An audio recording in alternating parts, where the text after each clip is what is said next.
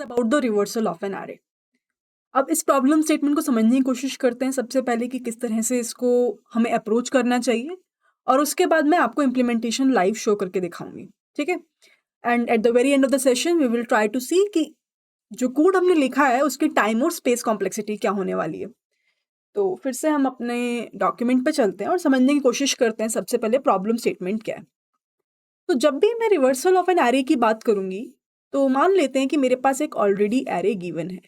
तो ये हमारा प्रॉब्लम है रिवर्सल ऑफ एरे। वैसे तो नाम से ही समझ में आ गया होगा कि करना क्या है, but still reversal of array. तो यहाँ पे मेरे पास एक एरे गिवन है। ठीक है, फॉर एग्जाम्पल मैं बोलूँ 2, 4, 8, 10, 12, 14, और इस एरे के अंदर मुझे करना क्या है, मुझे इस एरे को कंप्लीटली रिवर्स करना है। तो इंडेक्स नंबर क्या है, 0, 1, 2, 3, 4 एंड 5। तो बेसिकली आउटपुट में मुझे क्या चाहिए, आउटपुट में मुझे चाहिए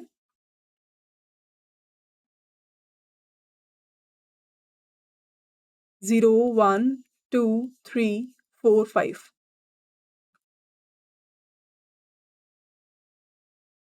14, 12, 10, 8, 4 और 2। तो ये हमारे पास आउटपुट है जो हम एक्सपेक्ट करके चल रहे हैं। Make sense? तो बेसिकली हो क्या रहा है कि जो हमारे पास एंडिंग था वो स्टार्टिंग में आ रहा है, एंड सो ऑन।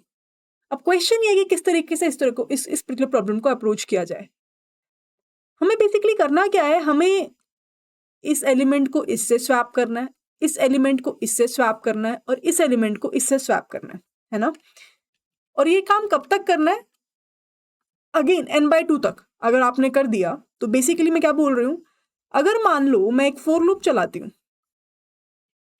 और वो फोर लूप आई की वैल्यू 0 से शुरू हो, आई की वैल्यू n/2 तक चले, I will keep on incrementing the value of i. और मैं क्या कह रही हूँ, मैं कह रही हूँ हमें स्वैप करना है एरे ऑफ आई की वैल्यू को किससे, एरे ऑफ n-i-1 से।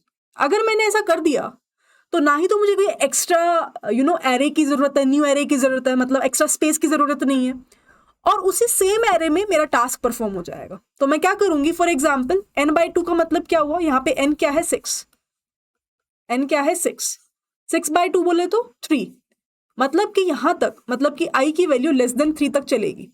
तो कहने का मतलब क्या हुआ, i की वैल्यू सबसे पहले 0 के लिए चलेगी, फिर 1 के लिए चलने वाली है, और फिर 2 के लिए चलने वाली है। जब i की वैल्यू 0 के लिए चलेगी तो उस टाइम पे स्वैप किसके साथ होगा, 0, और n की वैल्यू क्या है 6 माइनस 0 माइनस 1 मतलब 5। तो मतलब कि मैं क्या कह रही हूं, इन दोनों को स्वैप कर दो। मतलब कि एयर ऑफ 0 पे वैल्यू है 2 एंड एयर ऑफ 5 पे वैल्यू है 14, और मैं क्या बोल रही हूं, swap these two elements. When I am saying swap these two elements मतलब कि 14 यहां आ जाएगा और 2 यहां आ जाएगा। जब i की वैल्यू 1 होगी, i की वैल्यू 1 होगी तो एलिमेंट्स कौन कौन से स्वैप होने चाहिए, 1, और यहां पे क्या होगा 6 माइनस 1 माइनस 1 विच इज 4। तो एयर ऑफ 1 और एयर ऑफ 4 आपस में स्वैप होके क्या जनरेट करेंगे, यहां पे 12 आएगा और यहां पे 4 आ जाएगा, है ना। तो i इक्वल टू 1 पे मैं क्या कर रही हूं, मैं स्वैप कर रही हूं 4 एंड 12 को, 4 एंड 12 को मैं डायरेक्टली स्वैप कर रही हूं। इसी तरह से जब हम नेक्स्ट एलिमेंट पे जाएंगे जहां पे i की वैल्यू क्या हो जाएगी 2, i की वैल्यू जब 2 होगी तो मैं क्या कह रही हूं, n is 6 माइनस 2 माइनस 1। तो 2 और 3 को मैं स्वैप करना चाह रही हूं, मतलब 10 और 8 को, नो 8 और 10 को। तो मतलब कि 10 यहां आ जाएगा और 10 यहां और 8 यहां। तो बेसिकली मुझे किसको स्वैप करना है, मैंने स्वैप किया 8 एंड 10 को, अगेन स्वैप। तो इस तरह से हमने i की वैल्यू कहां तक चलाई, n/2 तक चलाई। Make sense, very simple right. तो इस तरह से अगर आप टाइम कॉम्प्लेक्सिटी की बात करो तो सिर्फ एक ही लूप चल रहा है, स्वैप में तो it is just a constant time task. तो अगर मैं बात करूं कि इस कोड की टाइम कॉम्प्लेक्सिटी क्या होगी, इस कोड की टाइम कॉम्प्लेक्सिटी क्या होगी, तो ये होगी बिग O ऑफ n। अगर मैं पूछूं इस कोड की स्पेस कॉम्प्लेक्सिटी क्या होने वाली है, what is the space complexity of this particular code. तो स्पेस कॉम्प्लेक्सिटी क्या होगी, it is just constant task. Make sense. अब हम क्या करते हैं, एक बार इसको एग्जीक्यूट करके देखते हैं, जो हमने अभी कोड करा समझा है।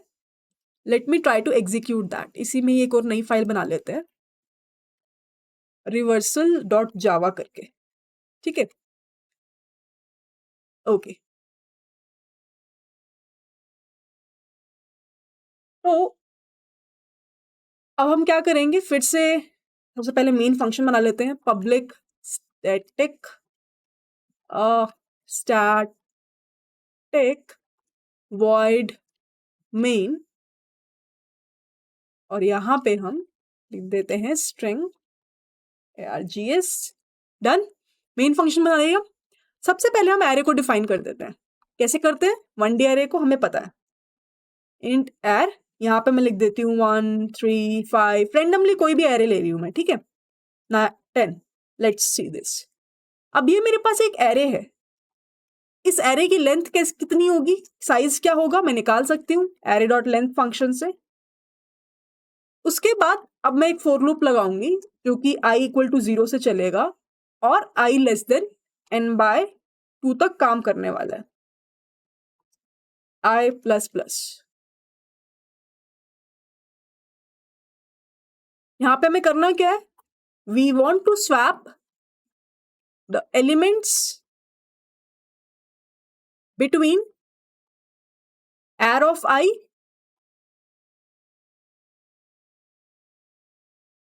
And air of n minus i minus 1, है ना। इन दो एलिमेंट्स को मुझे एनी हाउ स्वैप करना है, i की वैल्यू 0 से स्टार्ट हो रही है बाय डिफॉल्ट, ठीक है जी। तो कैसे करते हैं स्वैप, एक टेम्प वैल्यू ले लेती हूँ मैं, टेम्प वेरिएबल ले लिया मैंने, which is equal to array of i, array of i किसके इक्वल है, array of n minus i minus 1, array of n minus i minus 1 किसके इक्वल है, टेम्प के। डन।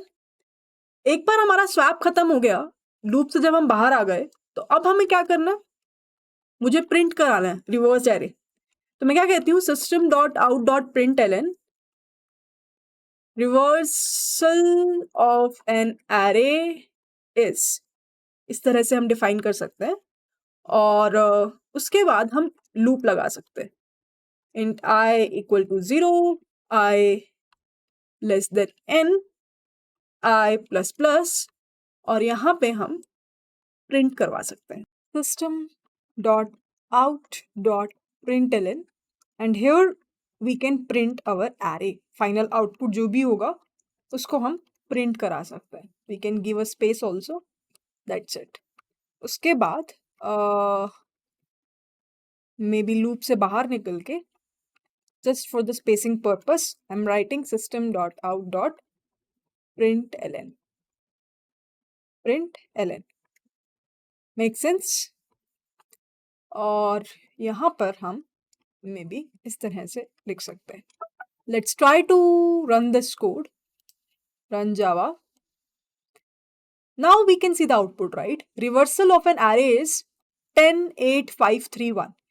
तो अगर हम देखें हमारी एरे में इनपुट क्या हुआ था, दैट इज 1 3 5 8 10, और जब मैंने रिवर्स ऑपरेशन को अप्लाई किया, रिवर्स ऑपरेशन अप्लाई करने के बाद what we did is n/2 times हमने लूप को रन किया, where n is the size of the array, और हम एलिमेंट्स को स्वैप करते गए, फर्स्ट एलिमेंट लास्ट एलिमेंट के साथ, सेकेंड एलिमेंट लास्ट सेकेंड के साथ, third element last third element के साथ, एंड सो ऑन। तो इस तरह से अपने पास रिवर्सल ऑफ एन एरे आ गया, जिसमें इनपुट क्या था 1 3 5 8 10, और आउटपुट क्या आया 10 8 5 3 1। So if someone will ask you now कि इस कोड की टाइम कॉम्प्लेक्सिटी क्या होगी? तो एज वी कैन सी कि हम फोर लूप लगा रहे हैं, n/2 नंबर ऑफ टाइम्स वो स्टेटमेंट रन हो रही है, और उसका प्रिंट कराने के लिए अलग से एक और फोर लूप लग रहा है। In a nutshell what can I say is कि जो टाइम कॉम्प्लेक्सिटी होगी इस कोड को रन करने की, that is something which is equals to big O of n, right? And whenever we are talking about something called as space complexity, so it will be something which is equals to big O of 1. Why? Because यहाँ पे हम कोई extra space को use नहीं कर रहे हैं, और क्योंकि मैं कोई एक्स्ट्रा स्पेस यूज नहीं कर रही हूँ तो स्पेस कॉम्प्लेक्सिटी क्या रहने वाली है? It will be constant. So I hope this part is pretty much clear to everyone. अगर फिर भी किसी को कुछ भी डाउट है, please try to approach to me and try to resolve your doubts as soon as possible. With this let's end this video, और आने वाली वीडियो में हम बात करेंगे एक न्यू इंटरव्यू प्रॉब्लम के बारे में जिसका नाम है missing numbers in an array. Again काफ़ी अमेजिंग प्रॉब्लम है, बहुत बार इंटरव्यूज में पूछा भी जाता है. So we'll discuss that problem in very detail in the next video. With this, bye bye everyone, happy learning to all, and I'll see you all in my next video.